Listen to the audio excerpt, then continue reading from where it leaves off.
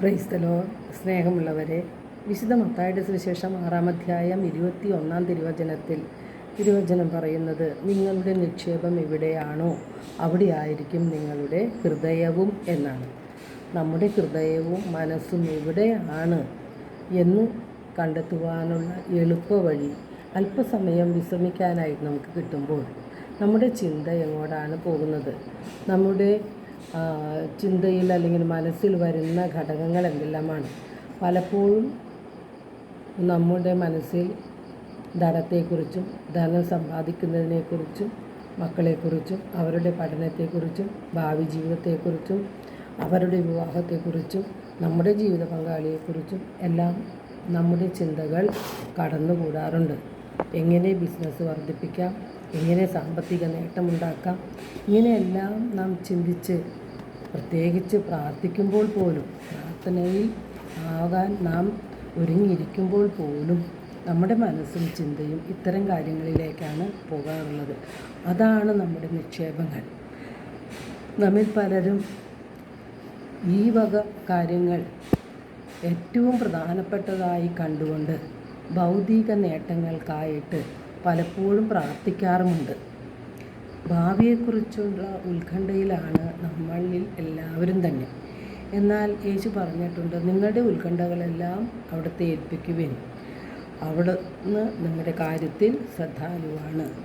അതുപോലെ നമ്മുടെ കാര്യത്തിൽ ശ്രദ്ധാലുവായ, നമ്മുടെ കാര്യത്തിൽ താല്പര്യമുള്ള ദൈവകരങ്ങളിലേക്കാണ് നമ്മുടെ ഉത്കണ്ഠകളും പ്രയാസങ്ങളും ചിന്തകളും എല്ലാം എത്തിച്ചേരേണ്ടത്.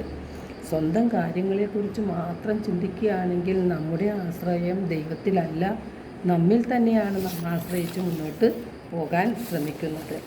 സ്വന്തം കാര്യങ്ങളെക്കുറിച്ചുള്ള അമിതമായ ചിന്തകൾ നാം ഉപേക്ഷിക്കണം. യേശു പറഞ്ഞിട്ടുണ്ട്, തനിക്കുള്ളതെല്ലാം ഉപേക്ഷിക്കാതെ നിങ്ങളിൽ ആർക്കും എൻ്റെ ശിഷ്യനായിരിക്കുവാൻ കഴിയുകയില്ല എന്ന്.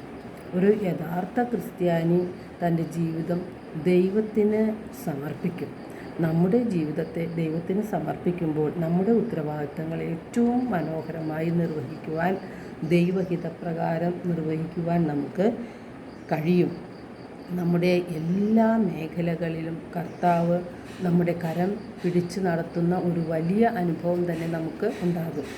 സൽപ്രവർത്തികൾ ചെയ്ത്, മറ്റുള്ളവർക്ക് വേണ്ടി നന്മകൾ ചെയ്ത് സ്വർഗത്തിൽ നിക്ഷേപം കരുതി വയ്ക്കാനാണ് യേശു നമ്മോട് ആവശ്യപ്പെടുന്നത്. നമ്മുടെ സ്വാർത്ഥ ചിന്തകളെയും ഉത്കണ്ഠകളെയും എല്ലാം ഉപേക്ഷിക്കണം. അതിനുള്ള ഏക മാർഗം നമ്മുടെ ഹൃദയം ദൈവത്തിങ്കിലേക്ക് ഉയർത്തുക എന്നത് മാത്രമാണ്. കർത്താവിൻ്റെ ശക്തമായ കരത്തിന് കീഴിൽ താഴ്മയോടെ നമുക്ക് നിൽക്കാം. തക്ക സമയത്ത് ദൈവം നമ്മെ ഉയർത്തുകയും ചെയ്യും. കർത്താവ് നമ്മുടെ ഉത്കണ്ഠകളെല്ലാം സ്വീകരിക്കാൻ തയ്യാറായി നിൽക്കുകയാണ്. അതാണ് അധ്വാനിക്കുന്നവരും ഭാരം വഹിക്കുന്നവരും എല്ലാം എൻ്റെ അടുക്കൽ വരുവിൻ, ഞാൻ നിങ്ങളെ ആശ്വസിപ്പിക്കാമെന്ന് യേശു പറഞ്ഞത്. ഇപ്പോൾ നമ്മുടെ കാര്യത്തിൽ ശ്രദ്ധാലുവായ, താല്പര്യമുള്ള ആ ദൈവകരങ്ങളിലേക്ക് നമ്മെ തന്നെ പൂർണ്ണമായി സമർപ്പിക്കുകയാണ് ചെയ്യേണ്ടത്. കർത്താവിൻ്റെ വചനം ഒരിക്കലും പരാജയപ്പെട്ടിട്ടില്ല. എല്ലാവർക്കും സമാധാനത്തിൻ്റെയും സന്തോഷത്തിൻ്റെയും ഒരു നല്ല ദിനം ആശംസിക്കുന്നു. ദൈവം നമ്മെ ഓരോരുത്തരും സമൃദ്ധമായി അനുഗ്രഹിക്കട്ടെ.